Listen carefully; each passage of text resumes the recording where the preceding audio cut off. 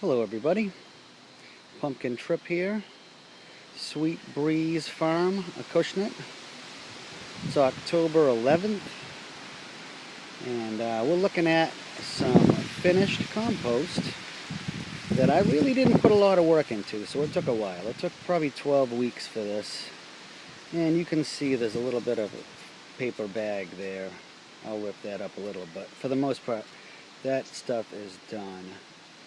And I'm very excited because I'm going to use all of it on a new mini hugel culture similar to this one here.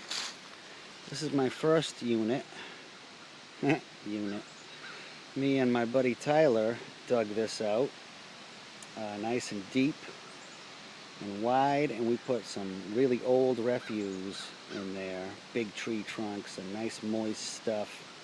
So even though it's a first year hugel, man, it really produced. I got a lot of green beans out of there, some kabocha squash. I even put a little suffering tomato plant over here, and man, it grew like crazy. Loved it.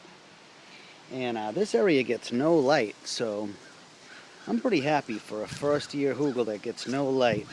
I got Indian corn, I got beans, I got the Three Sisters, I got potatoes, I got rhubarb, I even got little ground cherries, quite good. And this gets no light, so for such a success, I'm very happy to say that I've got another project going here.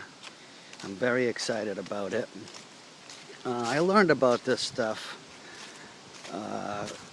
watching YouTube, and I have a few favorite sites that I watch that help me with this. I'm a first year gardener if you haven't watched any of my other stuff. So this is all experimental, but this is my new mini hugel site, and I'm going to excavate just a little bit. I'll probably only go a foot down on this one.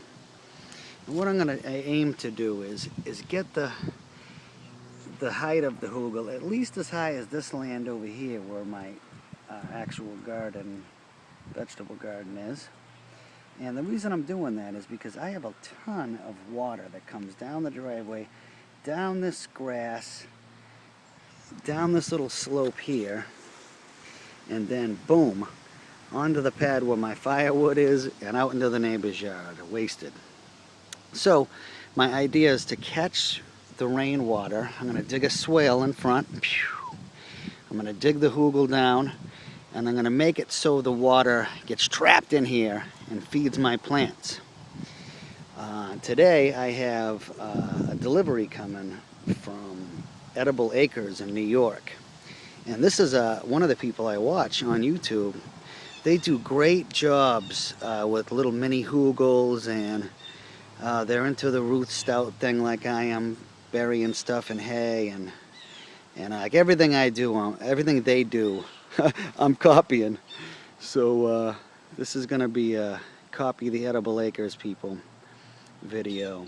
And today I have Egyptian walking onions coming in, so they're going to go on this hugel, as well as another comfrey plant.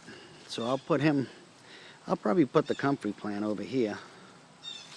This is a small fruit tree called a jujube, a Chinese date, and I'll put that comfrey plant probably right in the middle here to keep people from walking through.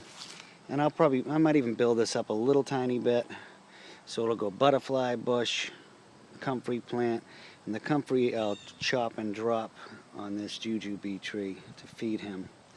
So that'll be nice. And then what I'll do is I'll break up the roots of that comfrey coming in and this one next year. And I'll put these plants all over the place so I can use them as a rhizome barrier as well as a chop and drop fertilizer. So very exciting stuff going on. I'm going to go ahead and get started. And my next video, hopefully you will see more or less finished hugel, mini hugel, with all this refuse I collected in the pit. And then I'm going to turn the grass upside down on top of that and anything I pull out of there. And then all that good compost I'll put in there. And then I will plant this lovely perennial flower that's a hell of a pollinator attractor. Look at all the flies and bees and stuff on that plant. That's a nice plant. So we're going to get that on there. Egyptian walking onions, some other cool stuff. All right. Thanks for watching.